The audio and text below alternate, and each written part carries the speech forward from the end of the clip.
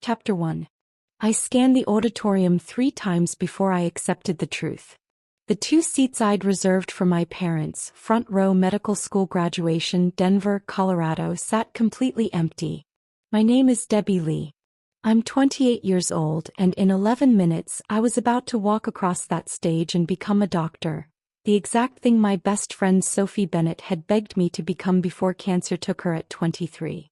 My mother Linda had texted an hour earlier. Something came up with your brother. We'll celebrate another time. No explanation. No apology. Just a door quietly closing the way it always had. I sat backstage, my hands shaking inside white coat sleeves, certain I was about to walk that stage completely alone. Then I heard a voice I recognized instantly, calling my name from the family section. Karen Bennett. Sophie's mother. Standing, waving, holding a sign with my name on it, exactly where my own mother's seat sat empty. I had no idea that woman was about to change everything I thought I knew about what family actually meant. I'm not going to tell you what Karen Bennett said to me backstage yet. Not until you understand exactly why my own mother's empty seat didn't surprise me at all. But first, do something for me. If you've ever had someone else's family show up for you when your own didn't, hit subscribe right now. It takes 2 seconds and it tells me you're still here. Drop a comment and tell me where you're watching from tonight. I read every single one. Because in about 40 minutes, you're going to hear exactly what happened when my mother finally found out who'd been sitting in that front row instead of her. For now, let's go back to where this really started. A house outside Denver, Colorado, and a friendship that began the year I turned 9 with a girl named Sophie Bennett who would end up teaching my own family what showing up actually looked like. To understand why an empty seat at my graduation didn't surprise me, you have to understand the house I grew up in outside Denver, Colorado, where my worth was always measured against my younger brother, Kevin. Kevin was born 3 years after me, and from early childhood he was diagnosed with a learning disability that required significant time, patience, and advocacy from my parents. I want to be honest about something before I go further. I never resented Kevin for needing that support. What I struggled with for most of my life was the way my parents' entire identity reorganized around his needs, to the point where mine simply stopped registering as needs at all. My mother, Linda, worked part-time as a school secretary, and my father, Gary, managed a hardware supply warehouse. Money and attention in our house flowed toward whatever Kevin required that week, and whatever was left over, which was rarely much of either, came to me.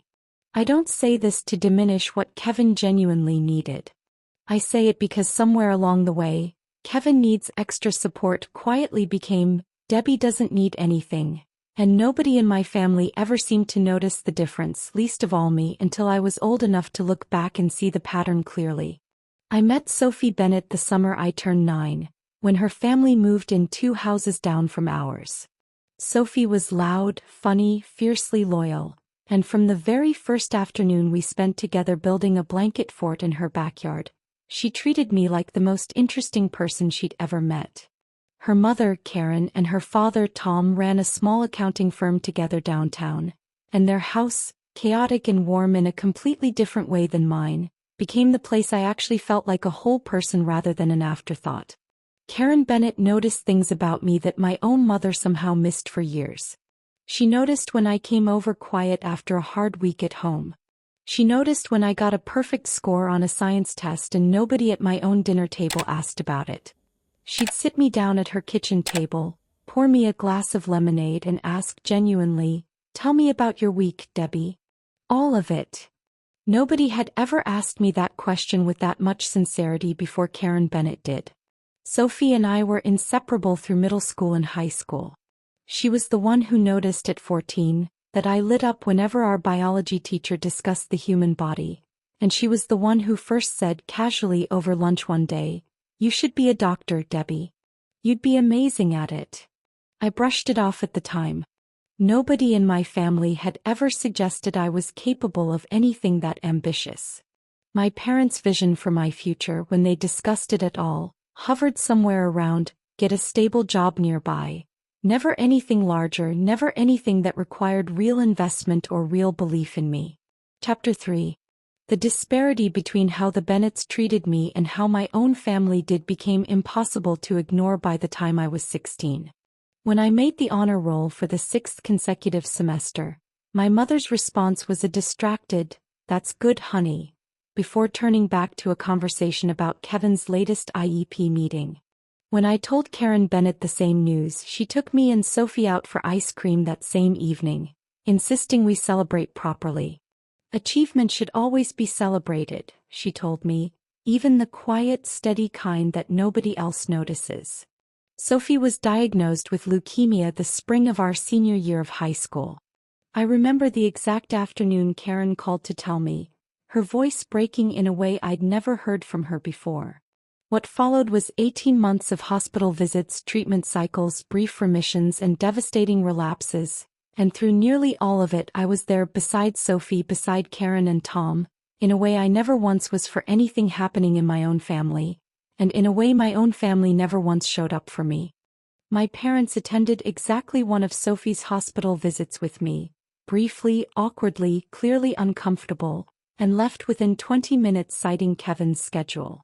Karen and Tom meanwhile treated me like a second daughter throughout the entire ordeal, making sure I ate, making sure I slept, checking on me specifically, separately from Sophie, because they understood better than my own parents ever did, that watching your best friend fight for her life takes its own toll. Sophie passed away 3 weeks before our high school graduation. She was 18. Before she died, in one of our last real conversations, weak but still fully herself, she made me promise her something. "Become the doctor I always knew you could be," she said. "Do it for both of us. And Debbie, don't let your family convince you that you're not worth showing up for. Because you are. I've watched my mom show up for you your entire life. That's not an accident. That's what you actually deserve." I didn't fully understand at 18 how completely that promise would come to define the next decade of my life. I only knew that I intended to keep it no matter what it cost me and no matter who did or didn't show up along the way. Chapter 4. The breaking point of this story isn't one single moment. It's the slow accumulation of every time my family chose Kevin, chose convenience, chose absence, over the promise I'd made to Sophie, until the pattern became something I could no longer pretend not to see. I enrolled in a pre-med program at a state university in Colorado the fall after Sophie passed, determined to keep the promise I'd made her, even grieving, even uncertain whether I actually had what it took. My parents' reaction to my declared major was lukewarm at best. My mother asked more than once whether I'd really thought this through, given how expensive and demanding medical school would be, a question she never once asked about anything related to Kevin's ongoing needs regardless of cost. Karen and Tom Bennett meanwhile treated my decision like it mattered enormously, which to them it clearly did. Karen called me every few weeks throughout undergrad just to check in, just to ask how organic chemistry was going, just to remind me gently that Sophie would be proud of the work I was putting in. When I got accepted into medical school 4 years later, an achievement that required a rigorous application process and years of academic sacrifice, my mother's response over the phone was brief. "That's wonderful, honey. Listen, Kevin's having a rough week, I should probably go." Karen Bennett, hearing the same news secondhand from me an hour later, cried on the phone genuinely and immediately started planning a celebration dinner. The real breaking point came during my second year of medical school, during a brutal stretch of exams and clinical rotations that left me physically and emotionally depleted in a way I'd never experienced. I called my mother one evening, uncharacteristically, needing simply to hear a parent's voice, needing some reassurance that I was capable of finishing what I'd started. She listened for perhaps 3 minutes before pivoting entirely to a crisis involving Kevin's job situation, spending the next 25 minutes discussing his stress, his options, his feelings, while my own exhaustion sat completely unaddressed on the other end of the line. When I finally, quietly tried to redirect the conversation back to why I'd called, she said, "Debbie, you've always been the strong one. Kevin needs me right now in a way you don't." I hung up that call and sat alone in my apartment for a long time, the same way I imagine countless people watching this have sat alone after a nearly identical conversation with their own families. I understood something with total clarity that night. In my family, strength wasn't a compliment. It was a permanent excuse to give someone else my share of care, indefinitely, regardless of what I actually needed. I didn't cut my parents off completely after that call. I kept a polite, distant relationship with them through the remainder of medical school, attending occasional holidays, sending updates about my progress that were met with, at best, mild interest. But I stopped expecting anything more than that. I stopped hoping a milestone might finally be the one that made them show up fully, the way Karen and Tom Bennett had shown up for me, consistently, unconditionally since I was 9 years old. I made a private decision that year, one I didn't fully articulate until graduation day itself. I decided that when the day finally came that I walked across a stage and became the doctor I'd promised Sophie I would become, I would send my parents an invitation, out of respect, out of some small remaining hope. But I would stop being surprised and stop being devastated, if that invitation meant as little to them as every other milestone before it had. I had no idea walking into that auditorium in Denver years later, exactly how right that private decision would turn out to be, or exactly who would be sitting in the front row instead. The years between that phone call and graduation day were, without exaggeration, the hardest and most transformative of my entire life, and I want to walk you through them honestly, because the person who eventually walked across that stage in Denver was built, quite literally, day by exhausting day during this stretch. Medical school itself was an unrelenting grind, 18-hour days during clinical rotations, exams that tested not just knowledge but sheer endurance, and a constant low-grade exhaustion that became simply the baseline of my existence for years. Chapter 5.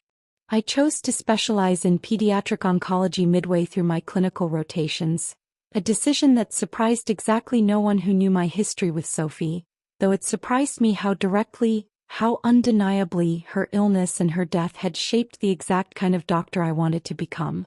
I wanted to be the physician in the room who actually saw the family sitting in that hospital bed beside the patient, the way Karen and Tom Bennett had once been seen imperfectly by the medical teams who cared for Sophie. Throughout those years, Karen Bennett became something I hadn't fully expected when Sophie first introduced us at 9 years old. Not just a family friend but genuinely, functionally family. She called every few weeks without fail. She sent care packages during exam weeks filled with things Sophie used to love, a small, tender way of keeping her daughter present in my life even in her absence. When my apartment lease fell through unexpectedly during my 3rd year and I had nowhere to stay for 2 weeks before classes resumed, Karen and Tom didn't hesitate. They drove 3 hours to help me move my belongings into their guest room, the same guest room that had once been Sophie's, and treated the whole ordeal like it was no inconvenience at all. My own parents during these same years remained largely unchanged. Kevin, now in his mid-20s, moved back home twice during periods of unemployment, and both times, my parents' entire household reorganized around supporting him, understandably to a point, but with a consistency and intensity that never once extended to me, even during objectively harder stretches of my own life. When I mentioned during a rare longer phone call with my mother that I was struggling with a particularly difficult rotation in the pediatric oncology ward, one that stirred up grief about Sophie I hadn't fully processed, my mother's response was brief sympathy followed swiftly by an update on Kevin's latest job interview. I stopped bringing up my struggles after that. There seemed to be no room reserved for them. I matched into a competitive pediatric oncology residency at a well-regarded children's hospital in Denver during my final year of medical school, an achievement that, in most families, would warrant genuine celebration. My mother's text message response when I shared the news read, "That's great, sweetie. By the way, Kevin's thinking about moving to Phoenix. Can we talk later about helping with the deposit?" I stared at that text for a long time before responding. It captured, more efficiently than almost any single moment before it, the exact shape of my relationship with my family. My milestones existed as brief interruptions in an ongoing narrative that was never actually about me. Karen Bennett, receiving the same news over a phone call that same evening, was quiet for a moment before she said, her voice thick with emotion, Sophie would be so unbelievably proud of you, Debbie. I am so unbelievably proud of you. Then she asked if she and Tom could take me to dinner to celebrate properly, the kind of question my own mother hadn't asked me in over a decade. By the time I entered residency, I'd built, almost without fully realizing it, an entire support system that existed largely outside my biological family. Karen and Tom Bennett attended my white coat ceremony when I officially began medical school, sitting exactly where family belonged, while my own parents sent a brief congratulatory text from home, citing Kevin's schedule as the reason they couldn't make the 4-hour drive. I noticed the pattern by then. I'd stopped being surprised by it, though I hadn't stopped feeling the quiet ache underneath it either. Residency itself was brutal in ways medical school hadn't fully prepared me for. The responsibility of actually treating pediatric cancer patients, sitting with families experiencing the exact devastation I remembered from Sophie's own illness, holding space for children and parents navigating something no family should ever have to navigate. I threw myself into the work with an intensity that colleagues occasionally worried about, though I understood privately that this work was never simply a career for me. It was the promise I'd made a dying 18-year-old in a hospital room years earlier, and I intended to honor it as completely as I possibly could. Throughout residency, Karen remained the single most consistent presence in my life. She came to Denver for my birthday every single year. She called after difficult shifts, somehow always sensing, with an intuition I never quite understood, exactly when I needed to hear from her most. My own mother during these same years, called perhaps 4 or 5 times annually, usually briefly, usually pivoting quickly to updates about Kevin, who had, by this point, moved to Phoenix, struggled there for over a year, and eventually moved back to Denver, once again reorganizing my parents' entire household and attention around his needs. By the final year of my residency as graduation approached, marking the moment I would officially become the doctor I'd promised Sophie I would become, I sent my parents a formal invitation, printed, mailed, the same as I'd sent to Karen and Tom Bennett. I told myself I wasn't expecting much. Some small, stubborn part of me, the same 9-year-old who used to sit at Karen Bennett's kitchen table drinking lemonade, still hoped quietly that this milestone of all milestones might finally be the one that broke the pattern. I had no real reason to believe it would. And as it turned out, I was right not to. Graduation morning arrived bright and cold, a crisp Colorado spring day, and I remember standing in front of my mirror in my apartment, adjusting my white coat, feeling a strange mixture of overwhelming pride and quiet, familiar dread about who would or wouldn't be sitting in that auditorium later that afternoon. I'd confirmed with my mother twice in the 2 weeks leading up to the ceremony, once by text, once by phone, making sure she and my father had the correct time, the correct venue, the correct parking information. Both times she'd responded with brief confirmations. "Wouldn't miss it," she'd said during the phone call, a phrase that in hindsight should have carried more weight than it apparently did. Karen and Tom Bennett, meanwhile, had been planning their trip to Denver for weeks. Karen called me the night before, practically vibrating with excitement, describing the outfit she'd bought specifically for the occasion, asking detailed questions about the ceremony's schedule so she wouldn't miss a single moment. "I've been waiting for this day since you were 9 years old drinking lemonade at my kitchen table," she told me, and I had to excuse myself from the call briefly to compose myself. I arrived at the auditorium early, reserved the front row seats I'd requested for my family, 4 seats total, 2 for my parents, 2 for Karen and Tom, and went backstage to prepare with the rest of my graduating class. The ceremony was scheduled to begin at 2 o'clock. By 1:40, backstage, checking my phone between final preparations, I had no messages from my parents. By 1:50, still nothing. I told myself traffic, parking, something reasonable, the kind of explanation I'd been manufacturing for my family's absences for over a decade. At 1:53, 7 minutes before the ceremony was set to begin, my phone buzzed with a text from my mother.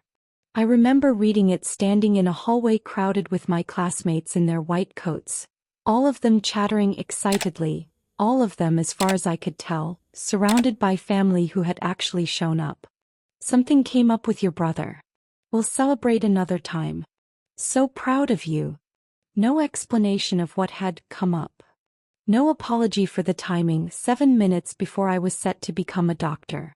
Just a door closing quietly, exactly the way it always had, dressed up in a cheerful exclamation point that somehow made it worse rather than better. I didn't have time to fully process it.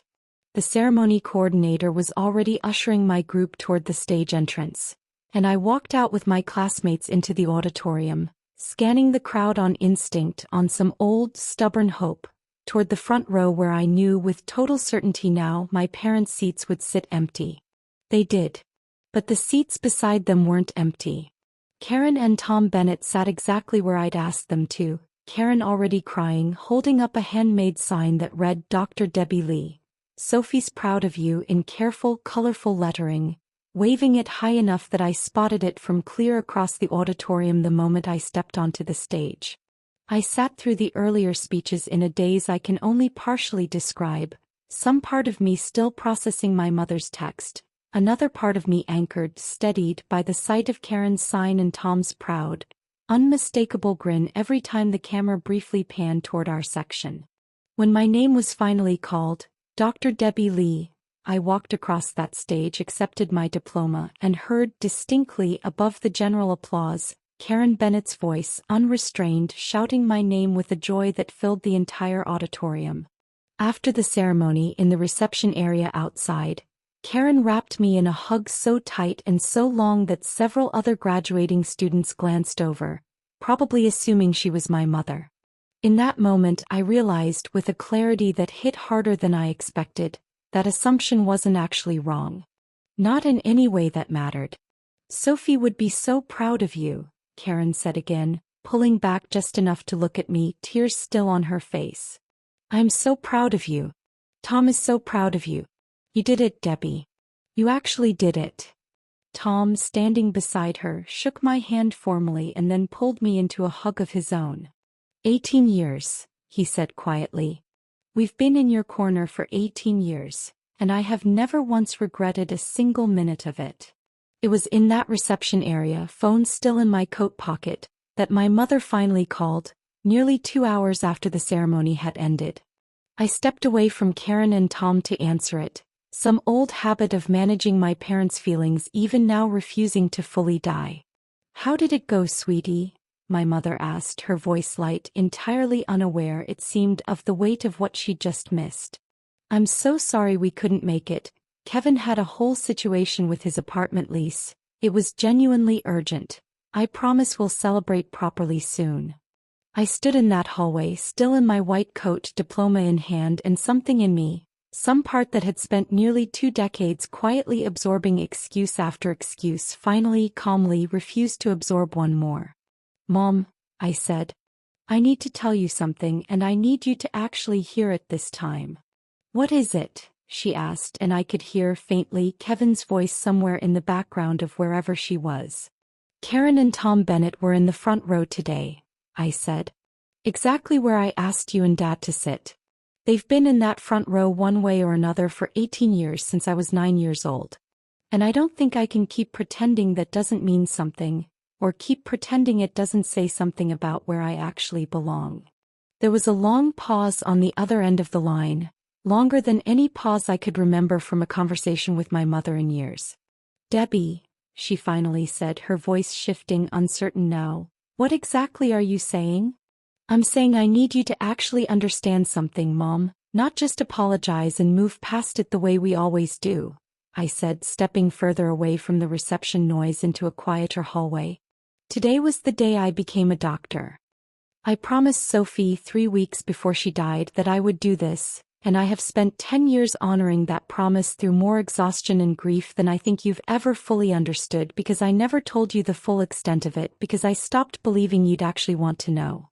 Of course I want to know, my mother said, though her voice carried the same defensive edge it always did when a conversation ventured too close to an uncomfortable truth about our family. Then hear this, I said.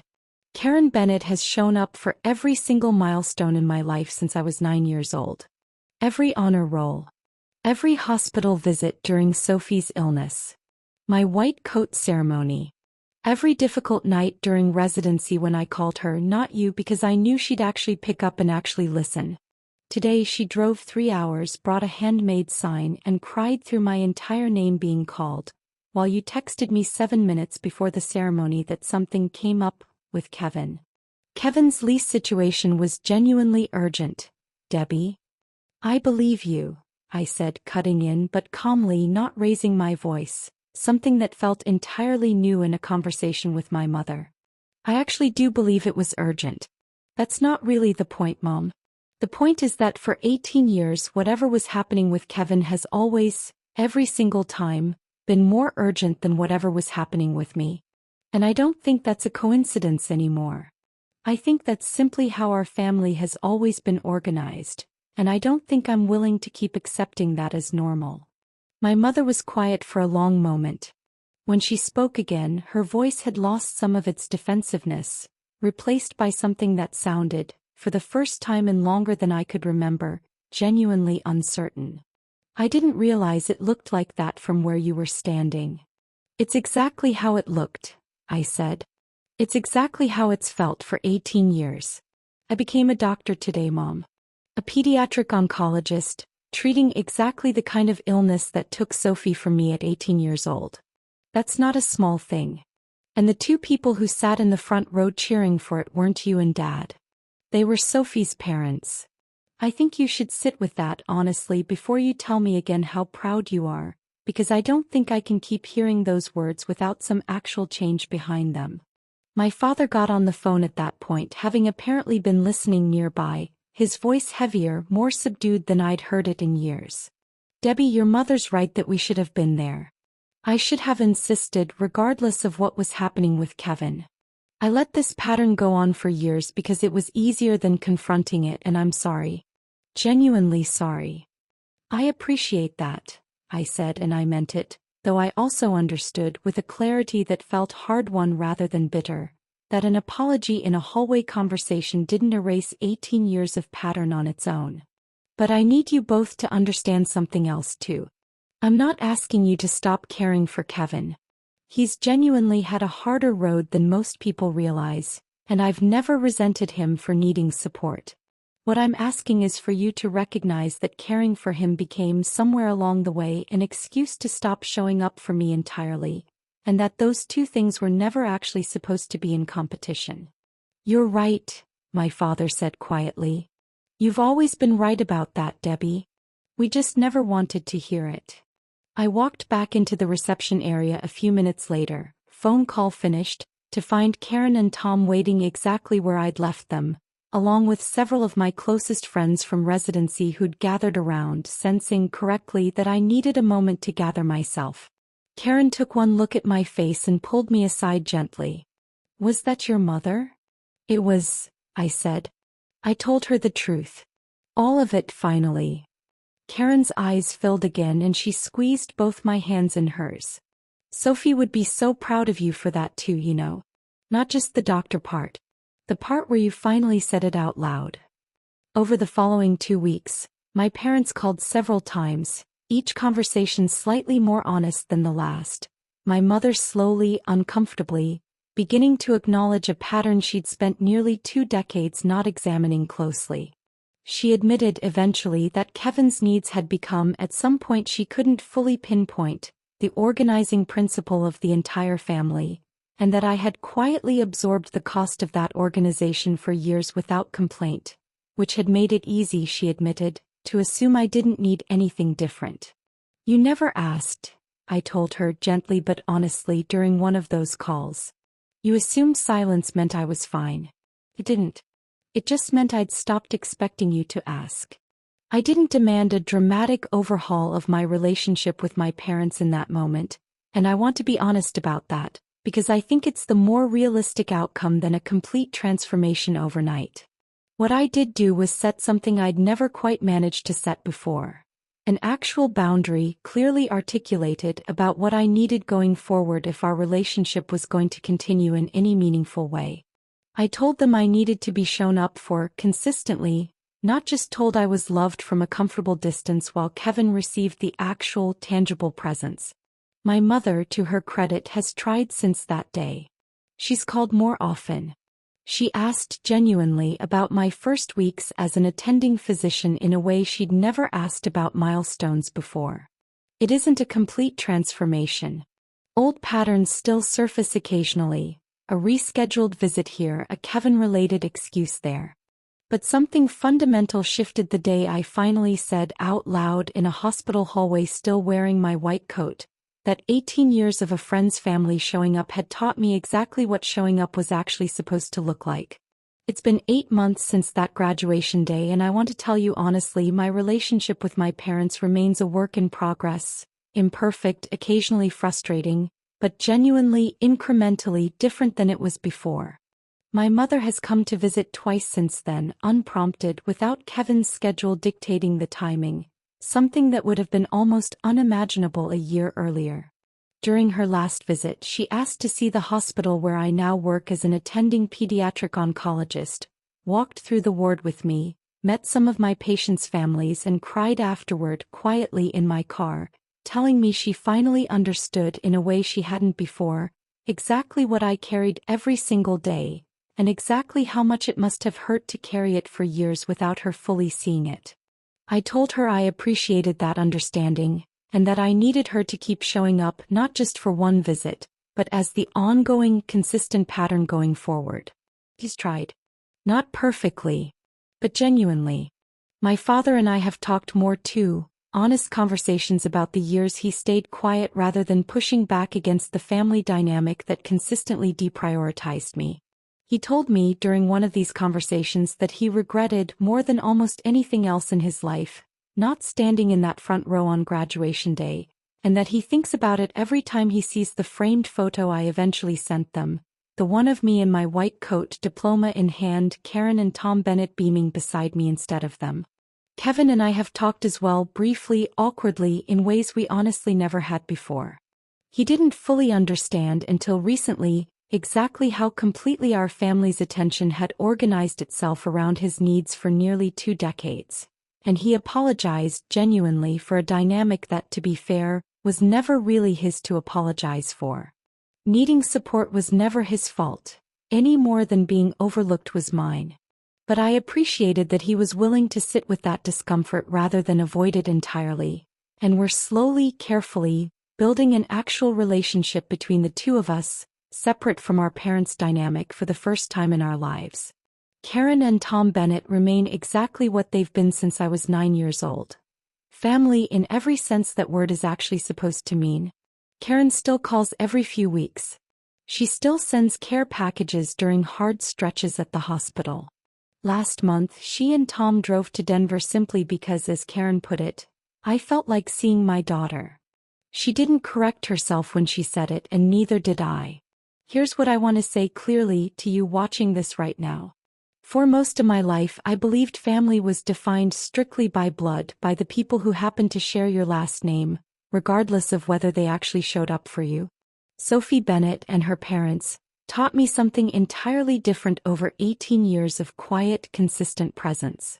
Family is defined by who actually shows up repeatedly without being asked twice in the moments that matter most. Sometimes that's the people you were born to. Sometimes it's the people who choose you deliberately again and again long after they had any obligation to. I also learned something else, something I think matters just as much for anyone watching this who recognizes their own family in this story. You are allowed to name the pattern out loud, clearly, without cruelty, but without softening it into something more palatable either. I spent 18 years quietly absorbing my family's absence, assuming that pointing it out would make me difficult or ungrateful or dramatic. It didn't. It made the truth visible for the first time, and that visibility, uncomfortable as it was, is the only reason anything has actually started to change. I still work at that children's hospital in Denver, treating exactly the kind of illness that took Sophie from me at 18 years old, honoring a promise I made her in a hospital room over a decade ago. I still see Karen and Tom Bennett regularly, in every sense the family Sophie left behind for me deliberately, generously for 18 years and counting. And I'm still slowly, cautiously rebuilding something real with my own parents, on terms I finally actually get to set. If this story meant something to you, if you've ever had someone else's family show up for you when your own didn't, I want to hear about it. Tell me in the comments where you're watching from tonight, and tell me about the person who taught you what showing up was actually supposed to look like. I read every single comment, and whatever your version of that empty front row seat was, I promise you, you are not alone in it. Thank you for sitting with me through this one. I'll see you in the next story.